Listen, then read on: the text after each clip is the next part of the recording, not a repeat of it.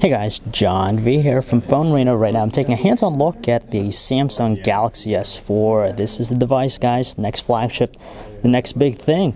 And I'm taking a quick look at it. I have two different models here. We have the both black and white, and this is basically, as far as the design goes, it pretty much remains intact to what we've seen already with the Galaxy S3 beforehand.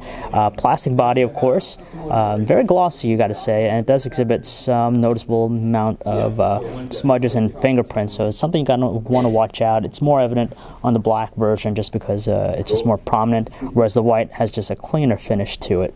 Now, the great thing about it is that they managed to maintain the size over its predecessor. So even though it's featuring a larger display, 5 inches, 1080p, Full HD Super AMOLED display, it's still pretty much the same width as the previous handset, and even better, they managed to make it slightly lighter and also extremely thin, 7.9 millimeters thin, so it's very svelte in the body. Lightweight, so you don't really feel it in the hand, and just like before, it feels very natural just because of the curves that you have around the handset. And again, it's just a little bit slick just because of the plastic material. Construction's decent. The design style, pretty much the same. You have the physical home button flush to the surface, surrounded by the two capacitor buttons below the display. Up top, you have the front-facing camera, 2-megapixel camera, earpiece, all your light and proximity sensors. Left-hand side. Now the buttons, as for themselves, a little bit more flush than before. It's not as prominent. You have the volume control on the left side, while on the right you have, of course, the dedicated power button, just like before. And you also have on the top 3.5mm headset jack, noise cancellation microphone, of course, and the bottom you have the micro USB port for charging data connectivity, and also, of course, for video out you have to get the optional data the MHL adapter with it. Now, as far as specs here, they don't say exactly the type of processor. Depending on the market, it could be either the octa-core, Samsung's Exynos octa-core processor, or a quad-core processor. Again, this depends on the market.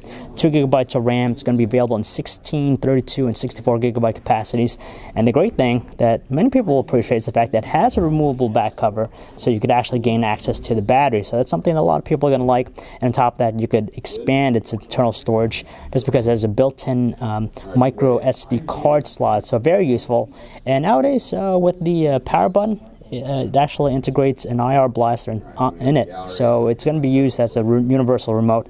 It's used with the application here. I believe, see which ones. I believe it is the Watch On, Samsung's Watch On application, which you could do like video on demand, review different programming, and all that stuff.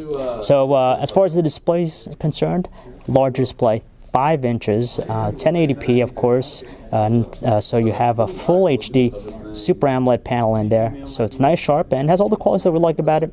Exceptional viewing angles, it maintains its clarity, and again, you get that nice wow factor just because of those punchy colors that Super AMOLED panels are known for.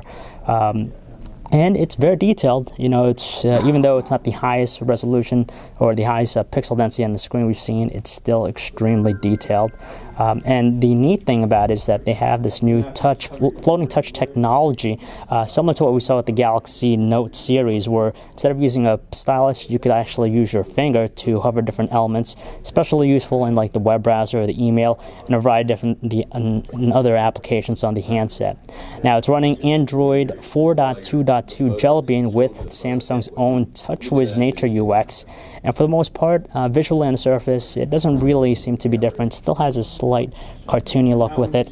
The app panel is laid out in a traditional grid-like view, but there's a lot of stuff that they actually improve upon with the software experience. They use all these new gestures in play, where you could actually use your hand, for example, if you're in the gallery, you're viewing photos, you could actually use the air gestures to actually switch between the photos, which is pretty nice. And especially also in the web browser, if you're scrolling, instead of actually scrolling with your finger, you could actually use your air gesture again to do that. So a lot of neat stuff with this guy.